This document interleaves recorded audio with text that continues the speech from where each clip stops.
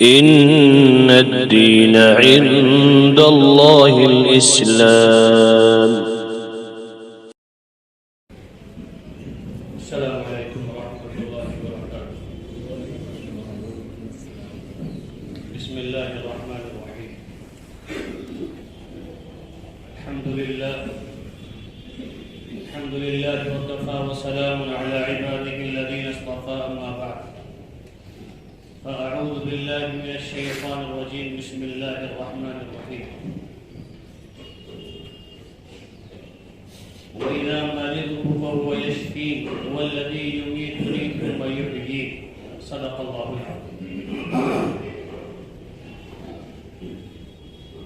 میرے عزیز بھائی، دوستو، بزرگوں، اللہ رب العزت نے ہمیں بہت ساری نعمتیں عطا فرمائی اور ہر نعمت اللہ کی طرف سے جو ہمیں ملی ہے وہ نعمت عظمیٰ ہے.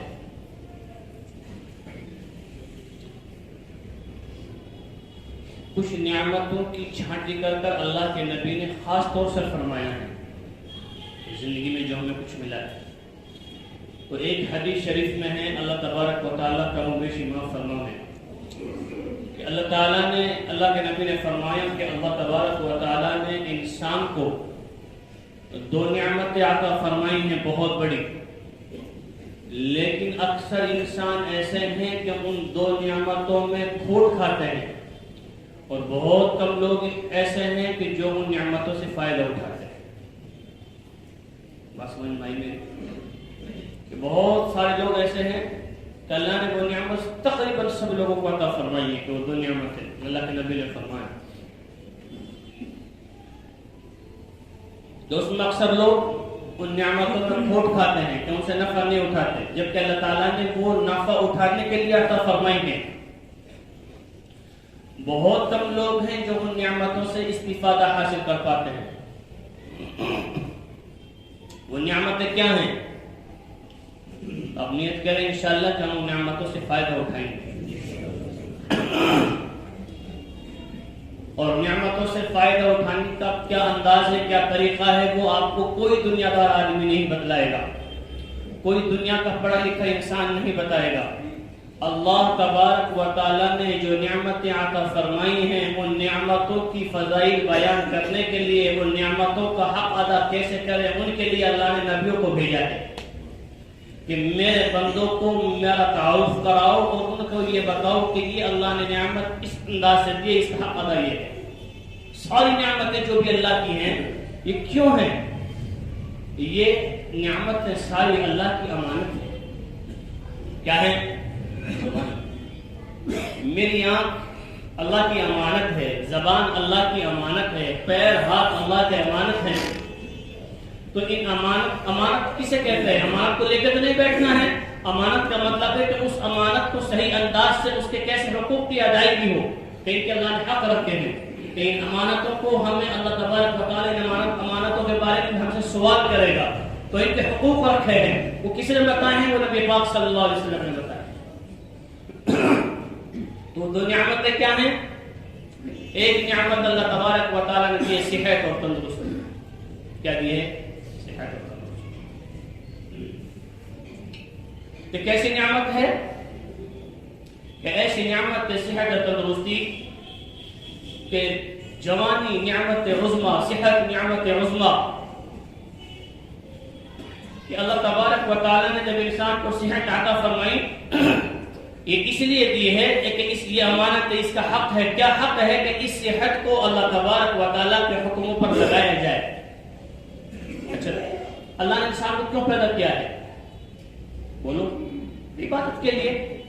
وما خلقت الجن والانس الا ليعبدون. اللہ نے جنات اور انسان کو عبادت کے لیے پیدا کیا ہے. انسانوں کا زیادہ تر وقت، ایک انسان کی جو زیادہ تر زندگی ہے وہ بیماری میں گزرتی ہے کہ صحت میں گزرتی ہے؟ صحت میں گزرتی ہے. کہ بیمار تو آدمی آخر میں ہوتا ہے، کبھی موت کے وقت میں یا بڑھاپے میں ہوتا ہے. تو صحت میں زیادہ زندگی گزرتی ہے. تو صحت میں زیادہ زندگی کیوں گزر رہی ہے؟ کہ اللہ تبارک و تعالیٰ نے اس کو عبادت کے لیے پیدا کیا ہے تاکہ یہ صحت کے اندر اللہ کی عبادت کر سکے. جو آپ عبادت صحت میں کر لو گے وہ بڑھاپے میں نہیں کر پاؤ گے. اس لیے حدیثوں میں ہے کہ جوانی کا ایک سجدہ بڑھاپے کے 100 سجدوں پر بھاری ہوگا. اور ایک وقت آئے گا کہ انسان سجدہ کرنے کی تمنا کرے گا، خواہش کرے گا، لیکن اللہ تبارک و تعالیٰ اسے ایسا مریض بنا دے گا کہ وہ مسجد میں قدم اٹھا کر جا بھی نہیں سکتا، وہ تڑپتا رہ جائے گا. کہ کیوں؟ کہ جب اللہ تبارک و تعالیٰ نے تجھے نعمت دی تھی تو نے قدر نہیں کی. اب اللہ تبارک و تعالیٰ کی طرف سے فقر ہے، یہ انعام میں کیا ہے یہ اللہ ہی جانتا ہے. تو اللہ کے نبی نے فرمایا 2 نعمتیں ہیں جن میں انسان بہت کھوٹ کھاتا ہے. ایک صحت ہے، تندرستی ہے کہ یوں ہی خرچ کر دیتا ہے، اسے ہوش ہی نہیں ہوتا. اور دوسری جو نعمت ہے وہ فرصت ہے. فرصت کیا ہے؟ فرصت، فراغت، کہ اللہ تبارک و تعالیٰ نے ہر چیز سے اسے فارغ کر رکھا ہے، پھر بھی اس نے سارا وقت ضائع اور برباد کر دیا. دیکھو آپ ہاسپٹلوں میں جا کے دیکھو، میں کئی مریضوں کے ساتھ جاتا ہوں تیمارداری میں، لوگ صبح 3 بجے سے کمبل اوڑھ کے بیٹھے لیٹے ہوتے ہیں ہاسپٹلوں کی کھڑکیوں کے سامنے. 3 بجے سے 2 بجے سے رات کے لائن میں لگے ہوئے ہیں. سمجھ میں آ رہی ہے بات؟ کوئی انسان کھانے کی لائن میں لگا ہوا ہے، کوئی ٹیسٹ کرانے کی لائن میں لگا ہوا ہے، کوئی ڈاکٹر کی لائن میں لگا ہوا ہے، کوئی اپنے ہاتھ پیر کٹوانے کی لائن میں لگا ہوا ہے، کوئی اپنے بدن کو آپریشن چیر پھاڑ کرانے کی اس میں لائن میں لگا ہوا ہے. یہ کیا ہے کہ اللہ تبارک و تعالیٰ نے جب تمہیں فرصت دی تو اس فرصت کا حق ادا یہ ہے کہ یہ سارا وقت اللہ تبارک و تعالیٰ کی عبادت میں گزارو. صحت اور فرصت یہ بڑی نعمت ہے. اگر تم نے ان کا حق ادا نہیں کیا پھر یہ دوسری جگہ خرچ ہوگی. صحت دوسری جگہ خرچ ہوگی، یہ گناہوں میں خرچ ہوگی، یہ زناؤں میں خرچ ہوگی، یہ دنیا کی چیزوں میں خرچ ہوگی. اور فرصت پھر یہ غیبتوں میں خرچ ہوگی. یہ وقت دیکھو،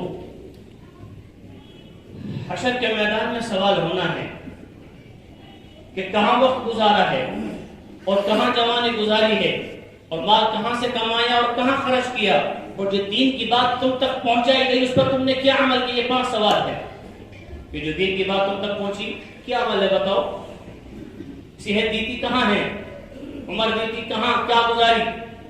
تو یہ ساری میرے دوستو جتنی بھی نعمتیں اللہ تبارک و تعالیٰ نے مجھے آپ کو عطا فرمائی ہیں یہ ساری کی ساری نعمتیں امانت ہیں. ان امانت کا حق ادا کرنے کے لیے اللہ نے ہمیں بھیجا ہے اور اللہ کے رسول نے بتایا ہے کہ یہ امانت جیسے اللہ چاہتا ہے ایسے ہی کا استعمال کرے.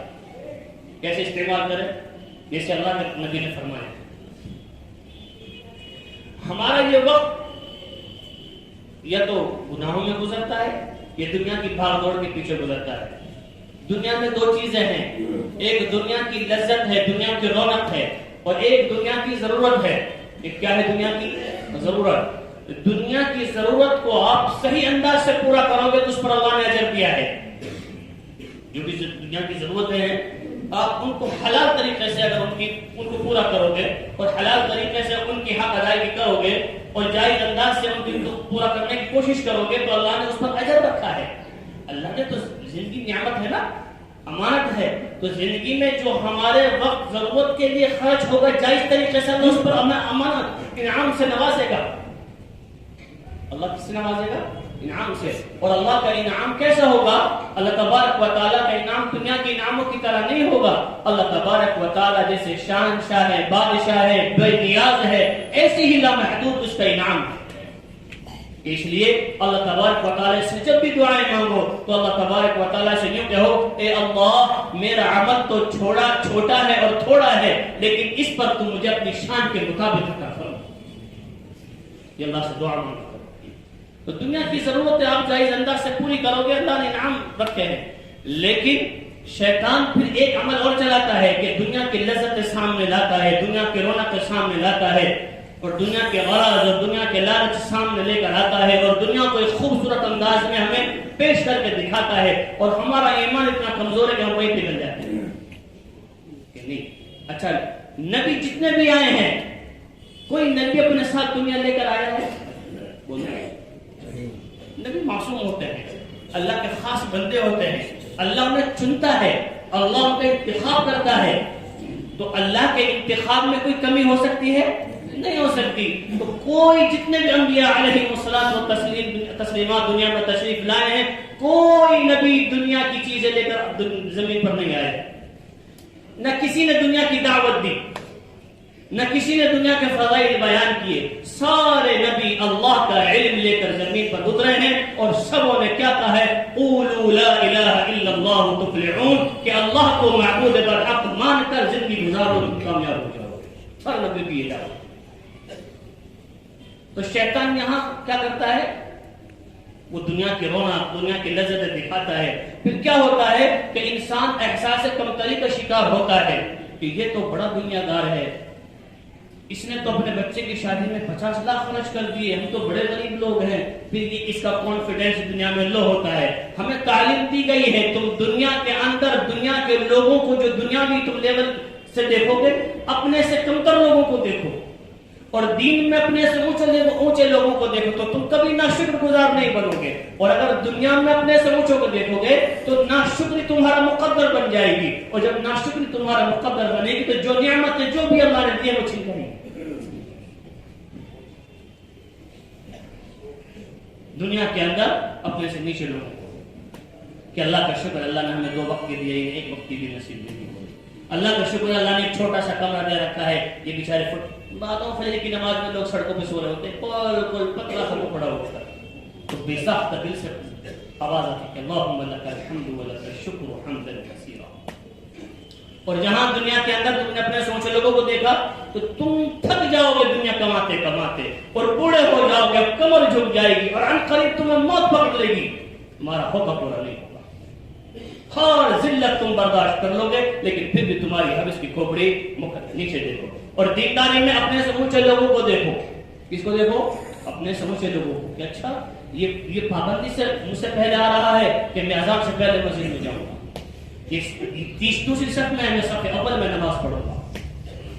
ڈسکس کرا کرو یار دوست کہ بھئی تہجد میں کھڑے ہو رہے ہو کہ ہاں اچھا تو مجھے بھی کھڑا ہونا ہے انشاءاللہ. یہ لالچ یہاں ہو سسٹم، اور یہاں ہو مقابلہ نیکیوں میں. دنیا میں کوئی مقابلہ کیوں؟ دنیا میں کیوں مقابلہ نہیں؟ میرے نبی نے تعلیم دی نحن قسمنا بینہم معیشتہم فی الحیات الدنیا، کہ اللہ تبارک و تعالیٰ نے اپنی حکمت سے اپنی قدرت سے دنیا کو تقسیم کیا ہے. کس سے؟ اپنی حکمت سے اپنی قدرت سے دنیا کو تقسیم کیا ہے. تو اللہ کی حکمتوں پر بھی ایمان لانا ہے اور اللہ کی قدرتوں پر بھی ایمان لانا ہے. مطلب کیا ہے کہ اللہ تعالیٰ نے کسی کو زیادہ دی ہے کسی کو کم دیا ہے، کہ اللہ کی حکمت ہے، اللہ کی قدرت ہے کہ جو اللہ نے میرے مقدر میں لکھ دیا میں زندگی بھر تک قولوں کے بیل کی طرح محنت کرتا رہوں، حاصل نہیں، اس سے زیادہ نہیں مل سکتا. کہ نصیب سے زیادہ اور وقت سے پہلے کچھ بھی نہیں ملتا. ہاں جائز کوشش کرنی ہے، جائز کوشش کرنی ہے، چونکہ دنیا دار الاسباب ہے تو کوشش کرنی ہے جائز انداز سے. لیکن دنیا کا دیوانہ نہیں بننا ہے، دنیا کا مجنون نہیں بننا ہے. کہ یہ نبیوں کی تعلیم ہے کہ اللہ تبارک و تعالیٰ نے دنیا کو حکمت کے ساتھ تقسیم کیا ہے، کسی کو کم کسی کو زیادہ، کسی کو امیر کسی کو غریب. موسیٰ علیہ السلام کا گزر ہوا ایک بندہ، تو ایک دیکھا ایک شخص کو وہ برہنہ ہے اور اس کے پاس کپڑے بھی نہیں ہے پہننے کو، اور اس نے اپنا آقا ریت میں چھپا رکھا ہے. اس میں ریت میں، تو اس سے زیادہ غریب کون ہوگا کہ کپڑے نہیں ہے اور ریت اپنے اوپر ڈال رکھا ہے شکل چھپانے کے لیے. حضرت موسیٰ علیہ السلام کا گزر ہوا تو اس نے یوں کہا میرے لیے دعا فرمائیں. ہوتے نا آدمی نے ایک آدمی کو دیکھتا تو اس سے دعا کی درخواست کرتا ہے، کرنی چاہیے.